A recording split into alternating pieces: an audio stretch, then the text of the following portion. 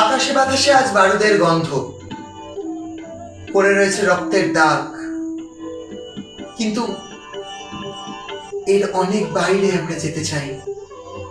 যদি এই সময় ভূতের রাজা এসে 3টি বর দিত, শান্তি, সম্প্রীতি আর সৌভ্রাতৃত্ব, তাহলে বোধ হয় আমাদের থেকে সুখী আর কেউ হতো না। আজ স্বনামধন্য চিত্র পরিচালক সত্যজিৎ রায়ের জন্মদিনে তারই সৃষ্টি পরিবেশন করে শোনাবে আমাদের সদস্যা ঐশিকী দত্ত।